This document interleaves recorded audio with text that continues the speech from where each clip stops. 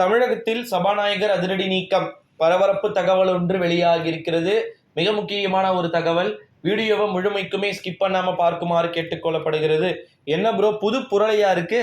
தமிழகத்துல சபாநாயகர் எதற்காக நீக்கப்பட போகிறார், எந்த காரணத்திற்காக நீக்கப்பட போகிறார் அப்படின்னு கேட்டீங்கன்னா, மாற்றங்கள் ஒன்றே மாறாதது. ஓகேங்களா? செந்தில் பாலாஜியுடைய விவகாரம், ஓம் பிர்லாவை நீங்கள் விமர்சனம் செய்கிறீர்களே, உங்களுக்கு என்ன தகுதிகள் இருக்கிறது அப்படின்னு சொல்லிட்டு திமுகவினரை பார்த்து கேட்கிறார்கள். அதுவும் கரெக்டு தான். ஓம் பிர்லாவை விமர்சனம் யார் செய்கிறாங்கன்னா, திமுகவினர் செய்கிறாங்க தான், இல்லைன்னு சொல்லலையே. இந்த ஒரு சூழ்நிலையில தான் தமிழ்நாட்டில் சபாநாயகரை ஃபஸ்ட்டு மாற்றுங்கடா, அதுக்கப்புறம் பார்த்துக்கலாம், நீங்கள் மட்டும் ஒழுகினமா ஃபஸ்ட்டு அப்படின்னு சொல்லிட்டோம் சில விதமான கேள்விகள் தொடர்ந்து கேட்கப்பட்டு கொண்டிருப்பதை நம்மளால பார்க்க முடிகிறது. இந்த ஒரு சூழ்நிலையில தான் கண்டிப்பா அது ஒரு மிக முக்கியமான ஒரு விஷயமா இருக்கிறதுக்கு வாய்ப்புகள் இருக்கலாம் அப்படின்னு சொல்லிட்டு எதிர்பார்க்கப்படுகிறது.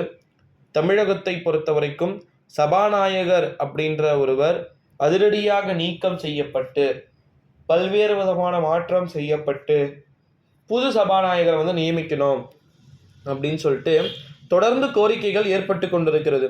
இதற்கான காரணம் என்ன அப்படின்னா, சபாநாயகர் எப்பவுமே சரி ஒரு தலைபட்சமாக செயல்படுறார் அப்படின்ற குற்றச்சாட்டு சபாநாயகரின் மீது தொடர்ந்து அதிகமாக பார்த்தீங்கன்னா முன்வைக்கப்பட்டு கொண்டு வருகிறது. இந்த ஒரு அடிப்படையில் தான் சபாநாயகரை நீக்கிடலாமே, நீக்கி வேறு ஒருவரை போடுங்க அப்படின்னு சொல்லிட்டு தொடர்ந்து குற்றச்சாட்டுக்கள் அப்படின்றது நாளுக்கு நாள் அதிகமாகிய வந்த வண்ணம் இருக்கிறது.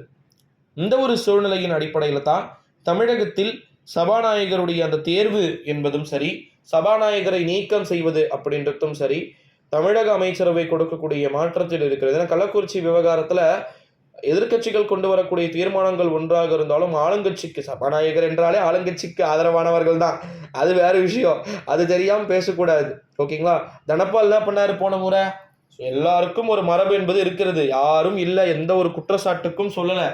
தமிழகத்தின் சபாநாயகர் தற்போது ஆளுங்கட்சியின் பக்கம் பேசுகிறார் அப்படின்னு சொல்லிட்டு சொன்னாங்கன்னா தப்பு என்ன இருக்கு அப்படின்னு சொல்லிட்டு திமுகவினர் கேட்கிறாங்க. எஸ், இதான் என்ன தப்பு இருக்கு?